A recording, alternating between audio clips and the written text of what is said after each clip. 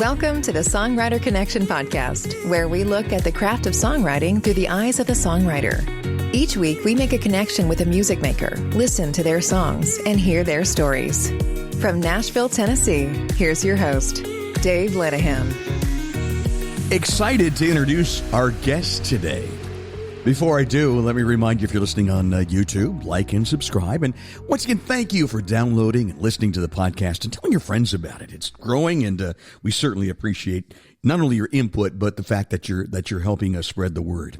Our guest today, I want to tell you, I first met him. I was at back in November, for the first time, I went to the Frank Brown Songwriter Festival in Gulf Shores, Alabama, and I had been hearing about this festival for a long, long time, and I'd always wanted to visit there, see Floribama, which is a legendary venue down there, and as an extra bonus, I saw there was going to be this workshop from Now Hear This, which we're going to talk about. It's a PR company and a whole lot more. And that Bruce Wawrzyniak was going to be there of Now Hear This, putting on this seminar. I had just decided that I was going to start putting out songs of my own. You know, I recorded an EP last summer, and I decided I was going to put out my first single. And I thought, well, I need to attend this because I'm sure he's got valuable information. And I'll tell you what, I took about a gazillion pages of notes, went through 13 pens, and I brought home all kinds of ideas from this guy. It's Bruce Wawrzyniak. Bruce, thanks for joining us. How are you today? I'm great, Dave. You put a big smile on my face by saying all that about the value that you found in my workshop, so thank you. That was just fantastic. It really was. And you do a lot of these, don't you? I do. I try, and it's just kind of a passion that I have because I think I see the struggle that artists, that songwriters have, and I also see the good, the bad, and the ugly, and I want to kind of help people like myself who are trying to help people like that, and you know, people who are on the receiving end, and really in the middle of it all is that songwriter or that artist who does need the help. So it's really something that I do from the heart. I can tell that. I can tell that just attending the seminar. And folks, you would love it. If Bruce is anywhere near you, you've got to go. Bruce, tell us a little about Now Hear This and how it formed and what it's all about and what you do. Well, I'll try to give you the short version. Yeah. It formed in 2004, and it was born out of a job that I was in where they needed a national anthem singer. And every Sunday in church, I'd get to hear this girl who had a great voice, and I didn't know she did anything outside of church. And I finally approached her one week and asked her, and you know, I do a little bit here and there. And I told her why I was asking, and so she agreed to do it. And I just told her, you know, what a great gift she had and that more people needed to hear her, and that I had this entire background in, when I say communications, I'm talking about media relations, public relations, marketing, the web. I had been doing it in pro sports and in the Olympic movement for a number of years and thought, I'd love to help this girl out of the goodness of my heart. Well, she got intimidated. No, my dad helps me, one of those kind of things. And eventually the dad is like, if this guy's offering to help and he's not asking for money, why aren't you saying yes? So I started helping her out, started getting some results. And along the way, they were impressed with how much they were seeing that I was able to bring to the table. And I took a step back and said, gosh, I can make a business out of this. So I launched Now Hear This. And initially, that was really kind of my focus, was just entertainers, meaning musicians, songwriters. My sweet spot really was singer-songwriters, preferably someone who played an instrument, usually the guitar. And over the years, it really started to grow to the point where not only was I getting clients across the country, but eventually it became, okay, it doesn't just have to be people in the music business. It can be. And over the years, I've helped authors, I've helped filmmakers, actors. I had an Olympic athlete at one point. Wow. Small business owners, entrepreneurs, and podcasters too. So it's a long time going. And honestly, Dave, I think I get as much enjoyment out of it now as I did. Gosh, it makes me sound and feel old. 19 years ago when I started it all. And you're by no means old, but just experienced. That's all. And you talk about podcasts, and you have a very entertaining and a great podcast of your own that you've been hosting for years now, right? Now Hear This Entertainment. It's a good show. Yeah, thank you. I had started that in February of 2014 because I thought back then, well, this will be a good marketing tool for my business. Maybe some person will be listening in insert city here, San Antonio, Texas, and he or she will say, well, this Bruce guy seems to know his stuff. I wonder if he can manage and promote me from across the miles. And so that was the focus initially. And what I really wanted to do, Dave, was a couple things. I thought, helping the people that I help, I wish somebody would give them an opportunity for a long form interview instead of the predictable 5 to 7 minutes with the questions that everyone's asking. Yeah. And I really looked at it from a PR standpoint, but I thought there's a lot of great people out there doing some really good things with music that are not A-listers that deserve this type of exposure. And oh, by the way, it also provides an opportunity to get the questions answered that I want answered. Yeah. So I can also kind of know, and I can also sense what the audience wants to hear. They want to know, this person that Bruce is interviewing, how are they getting all these film and TV placements? This guest that Bruce has on this week, how are they getting booked at such good venues? This next person that he's talking to, how did they get their latest recording project entirely crowdfunded through whichever platform they use? So I tend to ask those questions a lot, and I do it kind of from the, give me the mouse click, give me the nuts and bolts, because initially the guest thinks, oh, yeah, he's just kind of acknowledging that I did that. So I'll just gloss over it with I was real blessed. That was a highlight for me kind of answer. And then I have to dig in further and say, no, tell us, why did you choose Kickstarter? Had you ever used them before? Did you look at any of the others? Or how did you get the film and TV placements? Do you know the music supervisor? Do you have a service that you use? Is there someone helping you? And then the light bulb goes on, and then they give us the nuts and bolts. So now here, this entertainment is hitting its 9-year anniversary on time every week for 9 years. That's well over 400 episodes. Wow. And again, something that I just really enjoy. I think a lot of people tend to say, well, gosh, are you getting to the point where you're burned out? And I think no, because I meet somebody new on every episode, and these turn into contacts for me. Yeah. I've interviewed people all over the country, and so the clients that I'm serving, when all of a sudden they have a need, that mental Rolodex of mine starts flipping, and I go to, oh, this person who I talked to that's based in LA that can be a help to you, let me connect the two of you, and all of a sudden there's value for my clients from me hosting that podcast. That's fantastic. And you said the magic word connection. And it's the Dave Connection. My radio show's Nashville Connection. The podcast, of course, is Songwriter Connection, because these connections are so important. And I think that's a lot of what a PR person does, is make these contacts, these connections for you, isn't it? Yeah, they're very valuable. And I'm glad you said that, because I think, and there's nothing wrong with it, but I think when someone hires someone like me, they don't really think of those types of results. They're looking for something that they can put their hands on, or a metric that they can point to. Mm-hmm. And especially when it's the young people, when it's the newbies, the up-and-comers who are just starting into their career, they are jumping so far ahead in the line when they come alongside someone like me. And I have all of these relationships that I've built in Nashville, in Los Angeles, in other markets, where I can kind of get them ahead in the line faster than if they just kind of, and you know it yourself from living in Nashville, you don't just show up there and start cold calling, because you're not going to get anywhere other than sitting down at McDonald's saying, this is frustrating. Why did I come here? Yeah, it takes a lot. It takes, we talk about, it's not who you know, but who knows you, and who's willing to say they know you. And publicists can definitely help artists get out there, get that music not only played, but I've done podcasts about my new song. I've done magazine articles, interviews, radio interviews, and things. And these are things that publicists can help you, can really help you get your name out there. And that's what's really important, people discovering you. You had so much, and I want to tell you, we're on the phone. Bruce, you live in Tampa, Florida. Hey, by the way, have you forgiven me for being a Cleveland Guardians fan? Well, fortunately, spring training is just around the corner, and we get to wipe the slate clean and start all over again. And I can root just as hard for the Rays, and you can root just as hard for Cleveland. And in the end, as long as Tampa Bay comes out with more wins and a longer season than you, then yes, then we can be friends. There we go. That's awesome. I'm glad you're a big baseball fan. My next song coming out in April is called Louisville Slugger. It's a baseball song. So just a quick plug there. But anyway, I wanted to, you made a lot of trips to Nashville, so you've helped a lot of artists here in Nashville. Is there anything in particular that you've learned about this market here and marketing to, and so many people think that Nashville is just a country music town, but it's a music town. It's regardless of format, right? So you've worked with artists here in Nashville, and tell us about some of those experiences. Yeah, I've been fortunate to work with people from around the country, really. I've had clients in Los Angeles, Hollywood, and Las Vegas, and Nashville I go to a lot.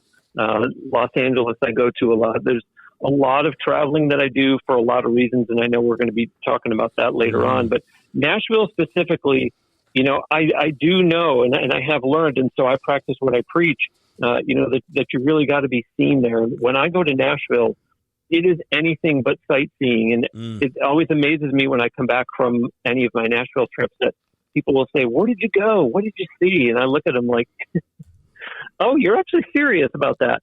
Because I'll just go there and meet Dave with absolutely as many people as I can, really? Because it is about nurturing those relationships. It's about being seen. It's about getting out and meeting new people. And I love going to writers' rounds, even if I don't know anyone who's playing in it. There's a lesson for your audience that comes from one of the writers' rounds that I attended one time in Nashville. Yes. And I'm a pretty humble guy. I'm very down to earth. I'm not some hotshot 3-piece suit, slick back hair kind of guy that's all yucky and salesy. So I settled in one night. I won't say where, but let's just say at a venue in Nashville that had a writers' round. Yep. And I still won't give it away when I say that. Thankfully, it's one that has a listening room type atmosphere in it. Okay. And I watched this round go by. And of course, that's just the best environment for a writer's round when you can hear a pin drop in there. Agreed. And that's the way it was. And the round finished, and however many it was, 4 writers, let's say, came off stage. And the next round getting up, and one of those writers came off stage, and I won't even say if it was a male or a female, but this writer who came off stage that I kept an eye on went to the back of the room and sat down at the table with all the people that you could tell were there to see that particular person. And Dave proceeded to do nothing but talk and talk and talk and talk as this next round started. And everybody else in the place was quiet as the proverbial church mouse. And I think this person just exhausted themselves from having been singing on stage and now having done nothing but talk back at the table that they came to. And so as they started to make their way out, they came right by my table. I put my arm out to stop them and say hello. And they were excited that someone was stopping them. And of course, I was kind at first. And then I downshifted into, I watched your round.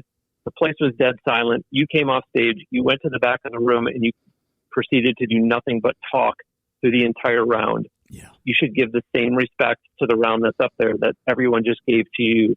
You don't know who I am. I'm not anybody. But in this town, people in the music business are watching, and that is not a good look. It's not. And I'll tell you what, this person was not happy that I said it, but I hope that they were not happy with themselves and not unhappy with me for pointing it out. Yeah, I hear you. And I host a writer's round here in town, and I just had that happen last night. And I wanted to go up to that artist and say, hey, come on, these people, they watched you. They watched you perform. Have the same courtesy. That's professionalism, Bruce. It really is, Yeah, if nothing else, just go outside if you're that inclined to talk so much. Obviously, if you have the time, it's a courtesy, a professional courtesy to stick around and watch the next round. Hopefully you were there watching at least the round before yours. But if it's really that important that you got to talk with someone, maybe someone came to town just to see you and they're leaving in the morning. Yeah. So go outside and talk to them. But to sit there and do it right in the same room where another round is trying to play and where yours just took place is really not a good look. That they always say that Nashville is a big, small town, and word will get around quickly. You know it from living there. Word will get around quickly about people like that. Word travels fast for bad reasons as much as it does for good reasons. Yeah. Come there with that in mind. When you do a writer's round, have that in mind. Be professional. You're being judged on and off the stage. You really are. And, and I know for a lot of folks, it's a time to network and get to know new people, but that's not the right really not the right place. Well, not the right time. Okay, find other ways. Make the contacts and talk. Not while other people are playing. It's a good point. And that's part of my job. With my clients is making sure that's not happening, because I am largely responsible for their image.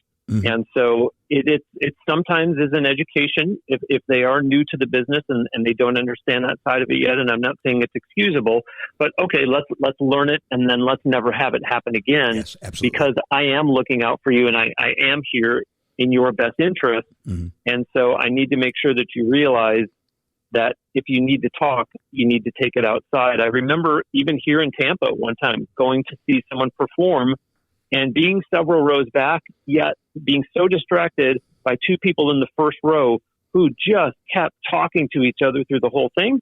Mm-hmm. And then they proceeded to get up and be the next act on stage. And I thought, wow, I already have a bad opinion of you, and I haven't even heard the first note of your first song. And would you be doing that if you were in a movie theater? Yeah, good point. Think about it, So let's say I love working with independent artists and young and upcoming singer-songwriters. And when I find a good one, somebody I really admire in this town and in other places, I try to invite them on the podcast just to give them a little bit more publicity. But what do you tell folks that are new songwriters and artists? Bruce, what kind of advice do you give them? Where would you start? Well, I want to focus on just the songwriters, mm-hmm. because there's something that I noticed that I hope I can make a small dent in terms of reversing the trend, which is that I do notice a lot of songwriters will, and it really amazes me, Dave, in this day and age of how popular social media is, mm-hmm. it really amazes me. This is something that I see. I will look at the lineup of participants who are going to be at a songwriters festival. Mm-hmm. And the mistake so many songwriters, again, I want to put the emphasis here, I'm talking about songwriters, is not promoting themselves. So I look for these folks online, and they have little to no web presence, meaning a lot of them don't even have a website, and or I see a lot of outdated websites and or outdated social media accounts where the latest post or quote unquote updates were a couple years ago. And I get it. They think they are just a songwriter and don't need to have a real dynamic presence like an artist. But yes, they do. And that alone is a classic example. You're going to be at a songwriters festival, the attendees, and that's not only the patrons, but that's the other songwriters. They want to know who you are, right. And not just by the little blurb in the program or on the event website. They want to be able to look you up somewhere. And as you do network around Nashville, and you start to hear names and you go to look up who is this writer, if he or she has little to no web presence, you're going to go, I don't know what to think about this person. Are they bad at marketing themselves? Are they not doing anything? Because what could happen is you could miss out on opportunities. Oh yeah. And if somebody looks at a website and it says, their new album just released in early 2019 is called such and such, you're going to go, wait a second, that's 4 years ago. Yeah, what are they doing now? And, yeah. And in fact, that they could be doing so much now that they don't have the time to do it. Maybe that's why they hire someone like me. But, mm-hmm. The fact of the matter is that could be, and I see it in the seat that I sit in, the work that I do. That's how fast I can say, oh, well, and I'm on to somebody else. On to the next. And if you're going, no, wait, Bruce, don't skip over me. I'm just not posting anything. No, it's already too late. I already moved on to the next person. So if you're waiting for a publisher, if you're waiting for a record label, if you're waiting for any kind of collaboration, it could be someone that did look you up and they thought that you don't do it anymore. Or they thought, I don't know, is this person just doing it as a hobby? So I can't stress enough the importance of songwriters promoting themselves. And again, it doesn't have to be something that's comparable to an A-lister. You don't have to rival Carrie Underwood's website. Mm-hmm. But, to just say, I have my personal Facebook page is not good enough in 2023. So you got to have a website. Absolutely.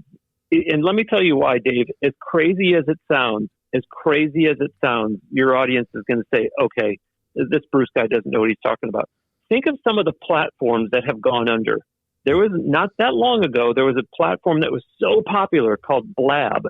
Yeah. And one morning people woke up and Blab had something up on their homepage that said, you know what, it's been fun. It was a nice ride, but we're shutting it down. Now, to give you a bigger, more reputable example, Facebook got to a point where Facebook said, we're getting in the podcast game and we're going to start letting podcasters put their podcasts up on their Facebook page, on their business page. Wow. And after a year, Facebook said, we're not doing that anymore. So the more that you count on other people's, on third-party platforms, and you're going, Bruce, come on. Facebook's never going to go away. YouTube's never going to go away. Twitter's never going to go away. Instagram's never going to go away. TikTok is doing so well. I'm just telling you, you got to have a place that you control 100%, and that's going to be your website. Very cool. I'm still in MySpace. No, I'm not. I'm kidding. I'm just kidding. But that is important. It really is. And you know what? You can. The thing is, I've been researching this because I'm in the process of putting my web page together, and it's a little difficult for me because not only as an artist, but as a broadcaster and a podcaster, so I want to incorporate it all. You can spend a lot of money putting a web page together, but there are other ways. There's Squarespace, right? Exactly. There's Wix, and you can do this yourself, can't you? Yeah, you can. And of course, at the end of the day, everybody's in this because they realize it's a business. Mm-hmm. They want to sell music. They want to sell merchandise. They want to sell courses. They want to sell coaching, whatever it is. Mm-hmm. And if you think of some of the third-party sites that are out there, well, guess what? They're going to take a percentage of whatever it is of yours that you're selling on there. If you're selling it through your website, you're going to get 100% of whatever you're selling. Yeah. So I don't want people to just think that it's, oh, he wants me to put all my content on my own website. Sure, yes, the pictures, the music, the about, your upcoming shows, where you have played in the past, all that's great.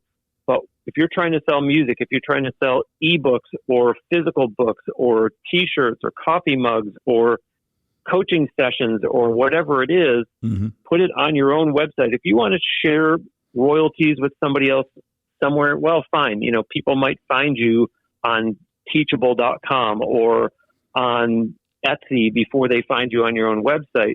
But you really want to have your own website for so many reasons because you're in full control of everything that goes on there and you get 100% of the sale. It's good business sense. It really is. So what are some other things that you think are so important today for the songwriter coming up? Well, you know, I did just mention something in there that I'd like to go back to because I said it so quickly. But, you know, when I'm looking at who people are, I'm talking about their bio. It's so important to keep that up to date. But somewhere along the way, you really want to be keeping track of where you've played. And I'm talking about everything from how many different states you've played in to notable venues that you've played in. One time I got clever and I surprised one of my podcast guests and I told her how many shows that she's played and she had no idea. And she said, where did you get that from? Wow. And I said, from Reverb Nation. It has your past shows on there.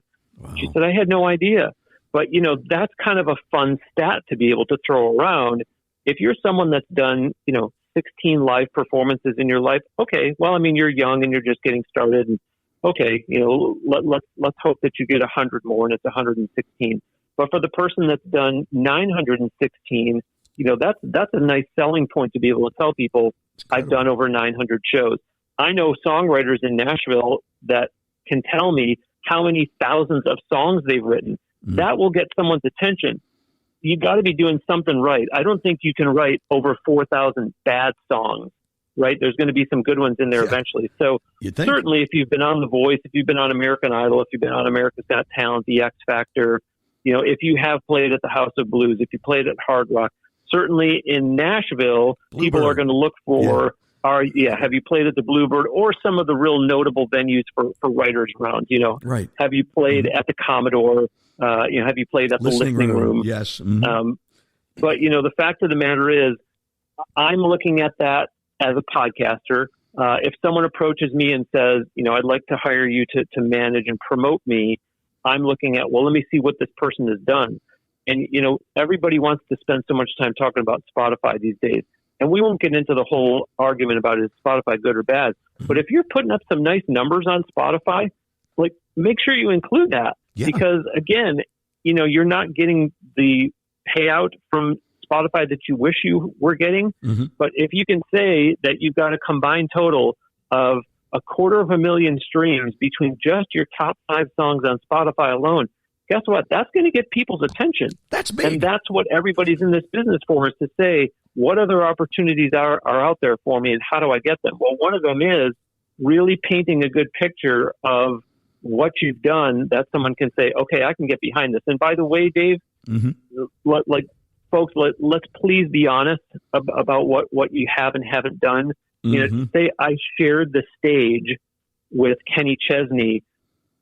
I know a lot of people don't like when I say this, but when I read you shared the stage with Kenny Chesney, I'm picturing you out there singing a duet with him, or you and he are shoulder to shoulder and you're both tearing it up on guitar. If what you really meant is, well, Kenny was the headliner at 9:00, but I came on in the 4:00 slot, and then someone else came on at 5, and someone else came on at 6, and someone else. You didn't share the stage with Kenny Chesney. There's nothing wrong with saying that you were on the same bill with Kenny Chesney, or I had an opener slot on 4 Kenny Chesney shows. People are going to get that. But when they're out there saying shared the stage with, it's a little misleading. And if people don't like what I'm saying right now, let me tell you what's going to happen to you when you do that. Someone's going to say to you, tell me about one of your shows with Kenny Chesney. And they're going to go, oh, yeah, that was great. Oh, my gosh, so much fun. I had such a great time. I would love to do that again. Well, tell me about it. Tell me about you and Kenny and the show. Yeah, so that was on his such and such tour. And wow, I guess that was a long time ago. But yeah, I'm just really thankful. And you're not hearing this person talk about what they did with Kenny Chesney. And then when the rubber really meets the road, you come to find out, well, I was an opener at 4:00 and then Kenny was the headliner at 9. Or I've actually had people tell me, well, what I did was I sang the national anthem for this event that these 2 A-listers were performing at. So, yeah. And I go, okay, this is actually embarrassing for you.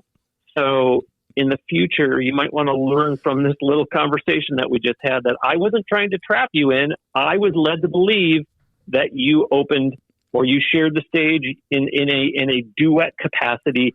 And I want to explain, this really happens. So there was a guest on my show who legitimately shared the stage in the sense that it was a contest, and this was being done in every city, right? So if you win a contest and you get to go out there on stage with the headliner and perform a song together, you absolutely should tell people that you shared the stage because you did a duet. Yeah. And, to do it the way that I was describing, and I apologize, and I'm spending a lot of time on this, but it really is a sticking point. And here's what it really leads to, okay? It's then going to call into question, well, what else is this person telling me that maybe isn't the full truth? You're shooting your credibility right down the tubes is what you're doing. You got no credibility. Exactly. Right. Yeah. And so, the guest that I'm referred to, I mean, she not only told me the story, it was Keith Urban, by the way, that she sang, but, has the picture of her and Keith Urban on stage singing together. So that's where you go, cool, this is great. I love it. And I hope that gets you more cool opportunities. So I apologize for spending so much time on this, but I see it happen a lot out there. It's so many, like I've been applying to play at a lot more. I love playing festivals, songwriter festivals. I did the Gatlinburg Festival last year. I've applied to a few more. And a lot of the times they're asking, the same thing. Where's your website? Where have you played? What's the biggest audience you've played for?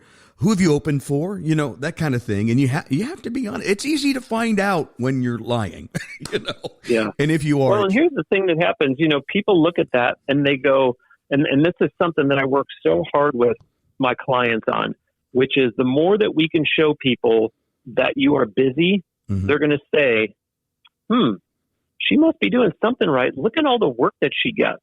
So that quote unquote work might be appearing on TV shows. And I'm talking about, a sit down interview on a morning magazine show, or it might be look at all the shows that this person's playing, or it might be, so all that stuff adds up, and someone's going to say, well, she must be doing something right.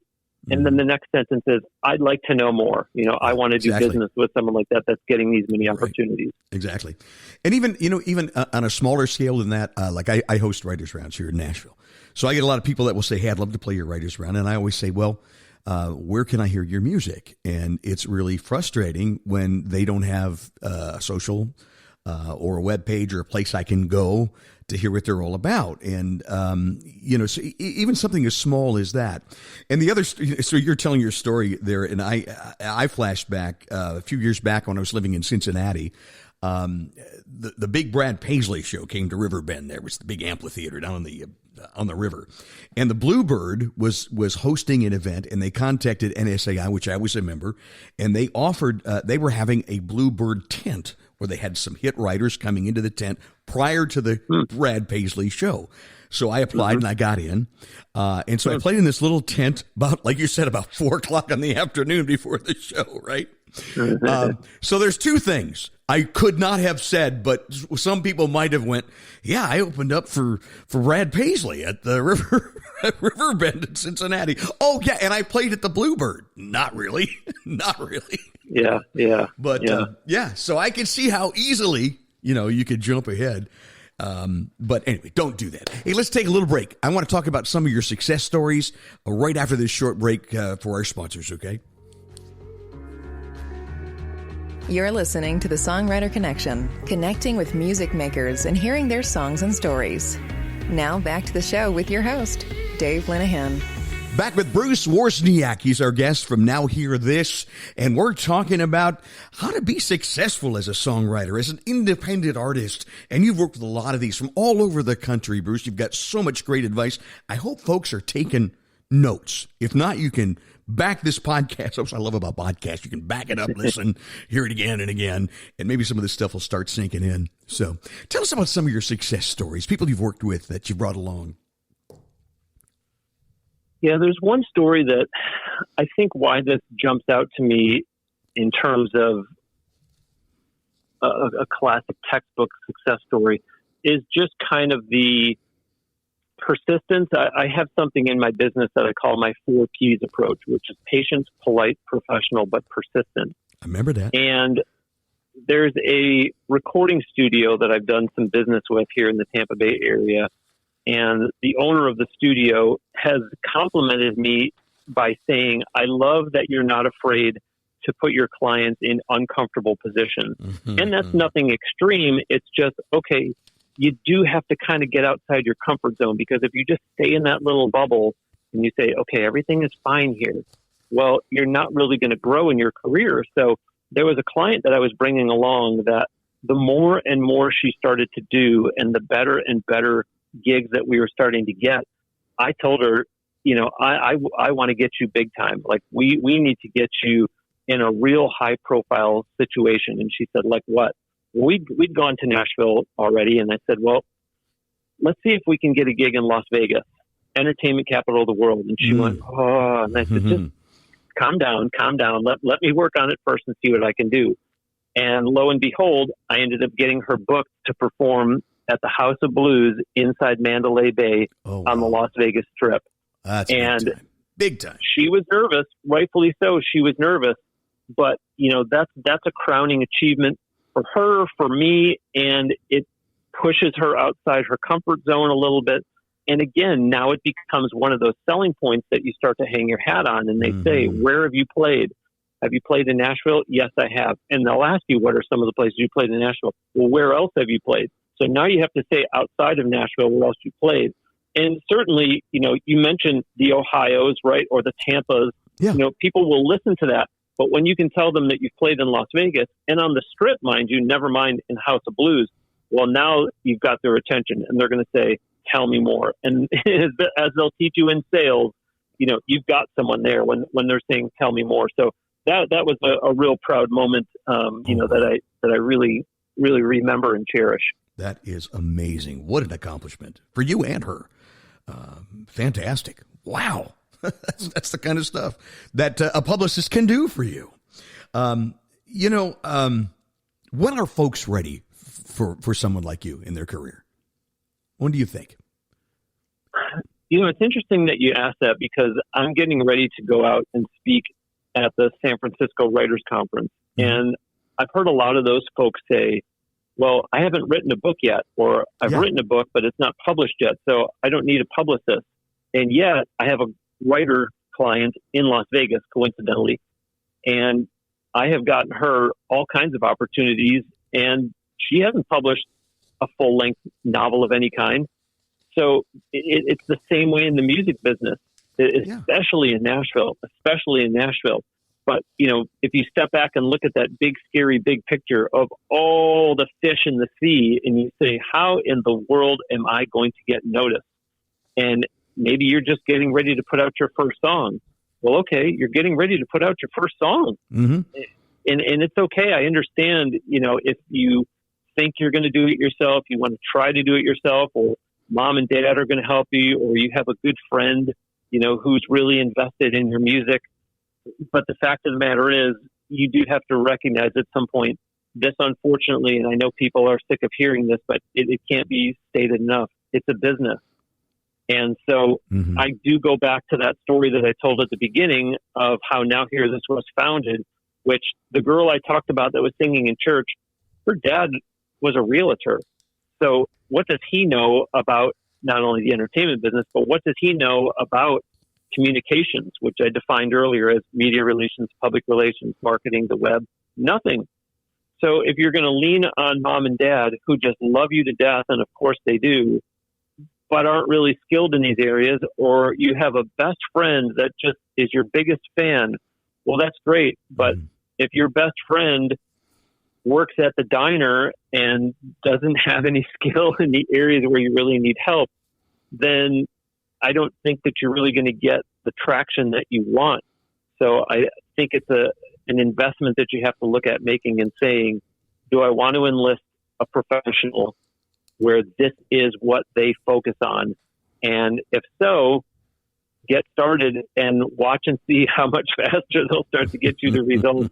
I had somebody contact me recently who said, I've been reading your e-newsletter for the last couple of years, and I love your writing. And, I have a speaker/author friend that I wonder if you could help out. And we ended up having a phone call, and I wasn't in a position to take on this friend of his, but I gave him some pointers. And one of the questions he asked me is, well, when I write an email on behalf of this friend of mine, who do I say that I am?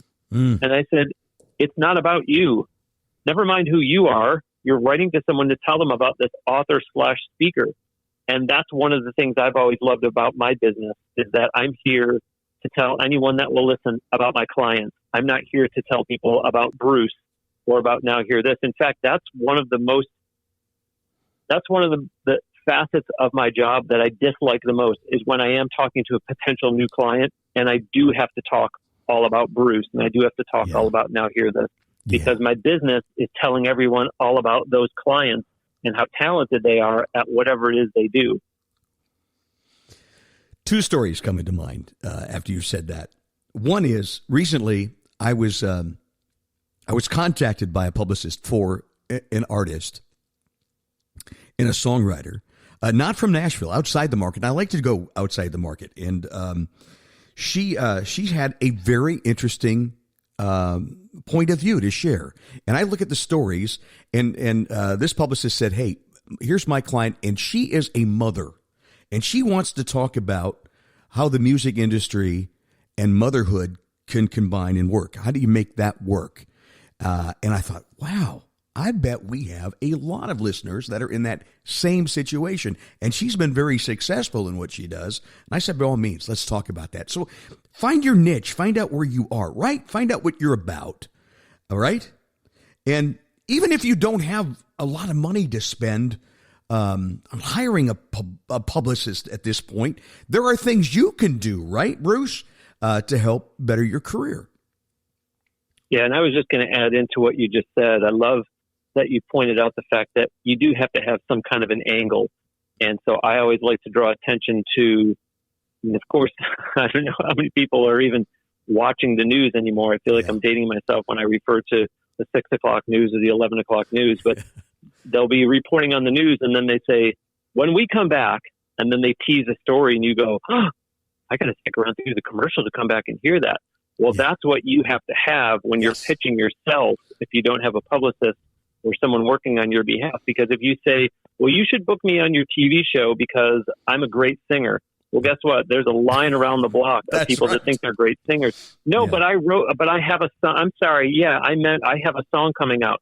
You and that line around the block, a new song coming out. So what is it about you that sets you apart, that you have a story to tell that our audience would be interested in? If we're going to give up 6 minutes of airtime for you to sit down on set and talk to our viewers and play the song, oh, well, I wrote this song in conjunction with such and such a foundation, and we're trying to raise money because my aunt suffered from this for 17 years. Okay, now we're getting someone. Or it might just be, I'm so good that I legitimately did open for Kenny Chesney or whatever it is I've played. I have a client here in Tampa that a couple years ago, and a comedian once came through Tampa and said, oh, that's right.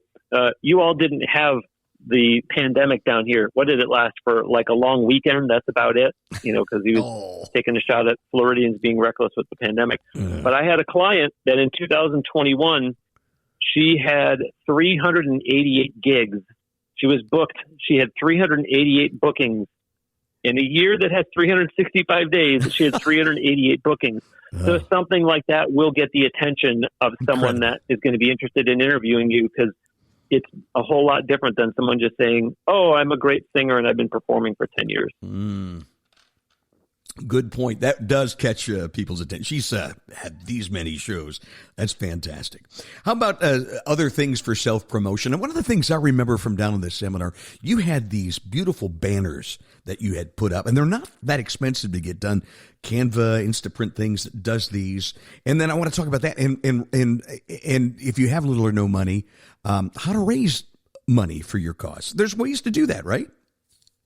Yeah, on the banners, I think the advice, Dave, that I would give your audience on the banners is be careful not to get something that is going to be time sensitive. And what I'm referring to is, if you get a big stand-up banner that you bring up on stage with you every time you perform, that's awesome, but don't have it say, new album out now, and there's the album artwork and the title of the album, because guess what?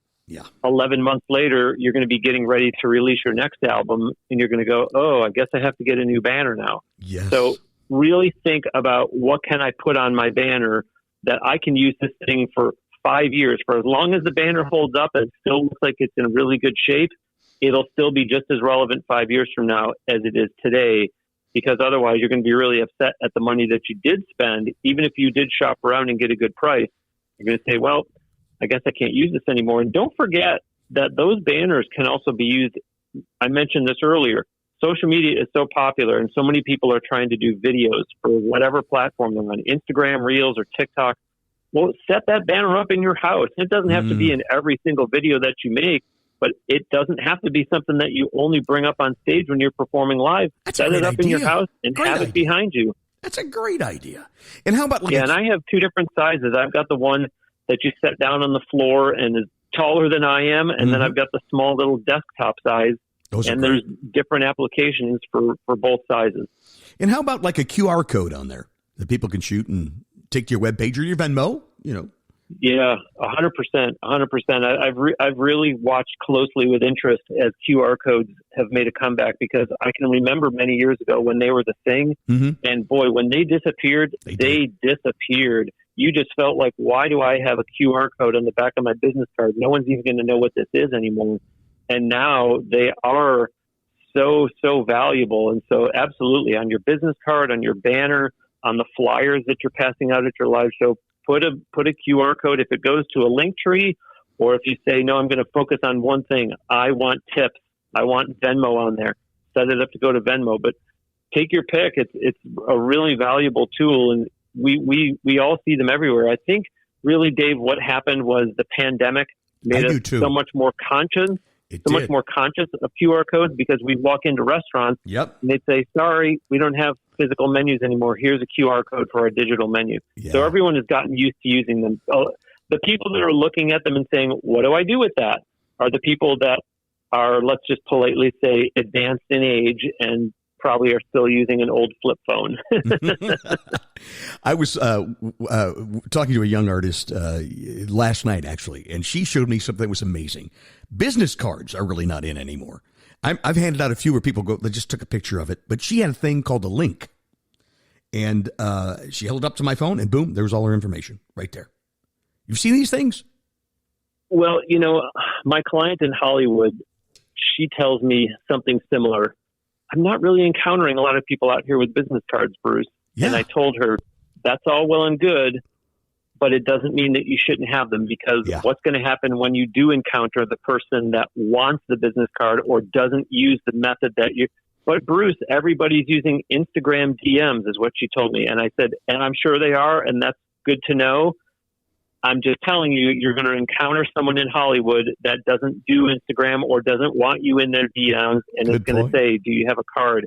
And as soon as you say, no, I don't, there's a missed opportunity. That's a good point. And how about Patreon? What can you tell us about that? Is that important? Would you suggest that people have one? The thing with Patreon is people jump into that a little bit too quickly. Mm-hmm. And again, if I'm putting too much emphasis on the younger people, I apologize to your audience that is saying, come on, I've been in the business 12 years, Bruce. I'm not 19 years old. Give me something useful. Yeah. That's the person that should be using Patreon. Yes.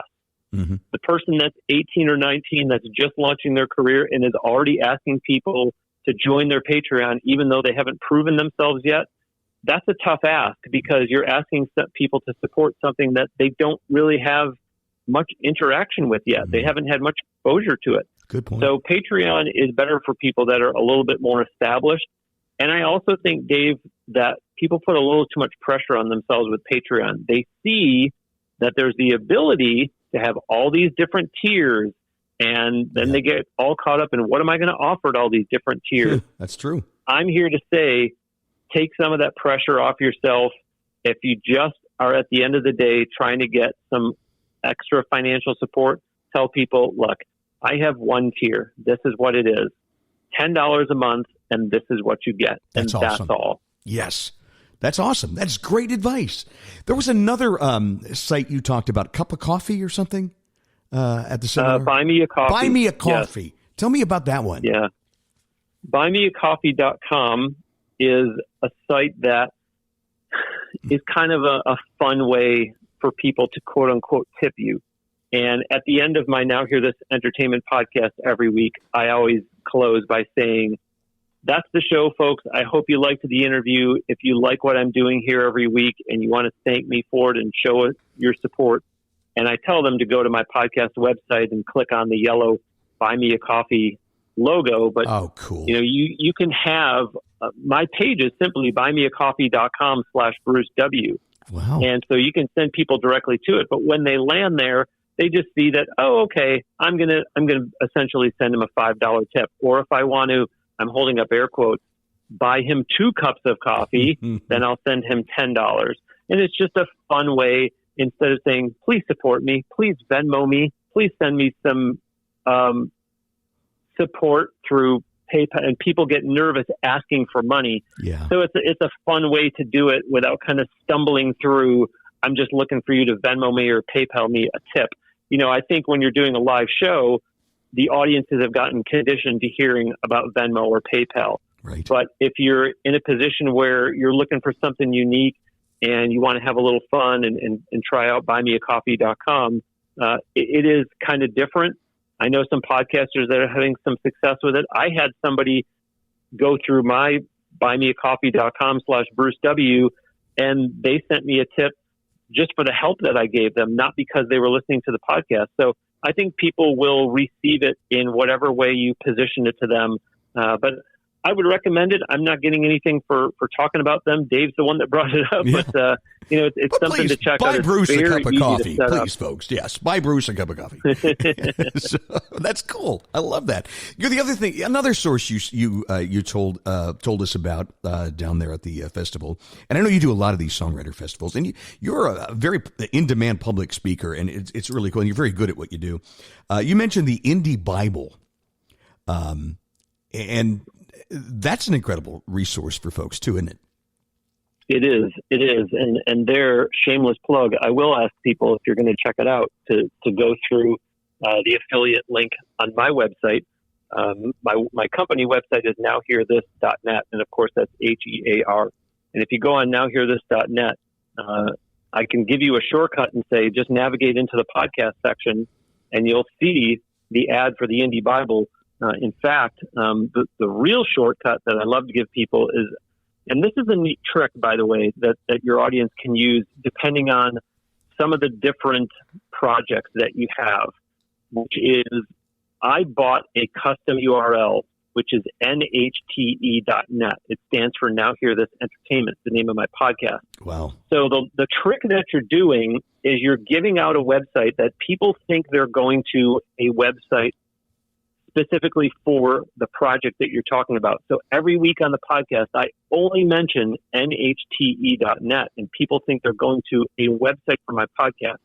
In fact, what's really happening is they're landing on the podcast page of my company website. And so if you go, audience, to nhte.net, yes, you can listen to the podcast there, but there's logos to click on to go get it from Apple Podcasts, Spotify, iHeartRadio, etc. And that's where I have these affiliates. So Indie Bible is one of them. And Indie Bible, for all the independent artists out there who say, I don't have the budget to hire someone like Bruce, or they just flat out are curious, where can I get leads on getting booked at some venues in insert city here? Or where can I get some leads on podcasts that I can get booked on? Or where can I get some leads on blogs that will write a review of my song? The Indie Bible has done a wonderful job of compiling all of this. The thing is probably 1,000 pages long. Now, don't worry, it's not some big book that you're going to get from UPS or from FedEx. It's all digital. So they're going to send you a PDF when you buy it. But the Indie Bible is so valuable because it answers all those questions. If you want to send your new single out to college radio, they've got that for you in there. And it's international. So you'll see things in the Indie Bible that are from all over the world. And it's a great tool because it does break down a lot of those barriers that I'm talking about. I'm listed in there so that if people are looking for someone that does the work that I do, they're going to find Bruce Wawrzyniak and Now Hear This. And so it's a really great tool. And as I said, if you go to nhte.net and click on the Indie Bible ad, that'll take you over there, and they have a lot of different combinations. So if you say, no, I just want the Indie Bible version of how to get to Spotify playlists, they have that. Awesome. If you have the one that, and et cetera, et cetera. So go and look at it. As you can tell, I use it myself, and I definitely recommend it. Awesome. Thanks for the recommendation. The other thing real quick I wanted to mention that you really helped me with, and sometimes it's the simplest thing. You send out a lot of emails, do you? Do you send out a lot of emails? What's your signature? Do you have a signature? And you really helped me put mine together, huh? Yeah, what was funny is I recently wrote to someone on behalf of one of my clients asking this person, would they interview my client on their show? And they have a YouTube channel. And so when you're someone that is a YouTuber, you're automatically drawn to other people's YouTube. And sure enough, before you know it, not only did this person write me back and say, this sounds great, sure, I'd love to interview your client, but then I got a notification from YouTube, so-and-so has subscribed to your channel on YouTube, and it was this very person. And the only way they could have possibly known that was by seeing my electronic signature where it says, Bruce Wawrzyniak, Now Hear This, and then it says social, and I have Facebook, Twitter, Instagram, LinkedIn, and all these there's actually links within them, so you can click on your favorite to go over there, and then the podcast, all the same thing, and my speaker website. So, that area down there, if you just sign your email with your name and that's it, thanks very much. Look forward to hearing from you, Dave. Well, guess what? That person's not going to go look for you anywhere. They're not going to look on YouTube. They're not going to look on Instagram. And especially if you're just using like Gmail or Yahoo or something, it's not like their email address is dave@davelenahan.com. So I imagine if I go to davelenahan.com, I'll probably learn more about him through his website. That electronic signature can be so valuable to you because, again, it's kind of like I was talking about with websites earlier. It's yours to do with what you want. Indeed. Yep. put a little picture there, have your contacts, links to your web. It's not that hard to do. It really isn't. And that's a nice simple end. So much valuable information, Bruce. Thank you so much. There's no way we could cover it all. And we'd have to do we could probably do tons of these shows, But I thank you for taking the time. You kind of did a mini seminar on our podcast today. And I want to make sure that people can reach you and find out more about Now Hear This and Bruce Wawrzyniak and all the valuable services you do provide. So again, give us that website. Yeah,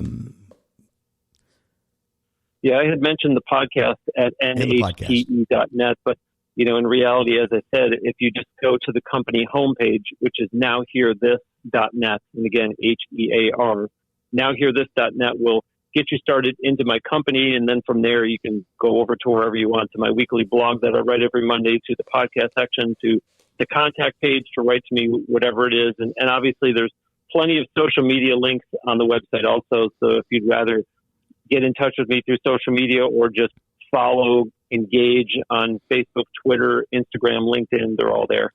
Do it. I love your blogs. And folks, really, you got to get on the email list. You will love reading the things that Bruce, you post them every week, huh? Absolutely. What days do your podcast publish? Are they weekly?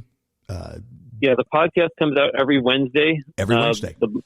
The newsletter only comes out once a week, and that's on Wednesday as well, just to let people know that the latest podcast is out. And that's something that I encourage your audience to do. If you don't have an e-newsletter, start one up, and don't put the pressure on yourself to be emailing people constantly. Once a week is all I do, and that's just to stay on people's radar so they know who I am, and they keep me in mind if they need something, and they go listen to the podcast too. It is so cool. Wednesday seems to be the podcast day. That's when I release mine as well, every Wednesday morning. Bruce, I'll be continuing to listen, and I thank you so much for your time and for being on the show. Bruce Wawrzyniak, Now Hear This, and the podcast Now Hear This Entertainment. Please check it out. And Bruce, have a wonderful day. And I can't really say good luck to the Rays, but, hope everybody stays healthy. Maybe we'll meet in the playoffs again. Thanks ever so much, Dave. I really enjoyed it. I appreciate you having me on your show. You're the man. I enjoyed you so much. Thanks, Bruce. Appreciate you. Thank you for listening to the Songwriter Connection podcast. Find us on social media at Songwriter Connection. Also, listen to Dave Lanahan's Nashville Connections radio show. It streams live every Friday morning on WOBL and WNOI. Look for us on Facebook and YouTube. See you next time on Songwriter Connection.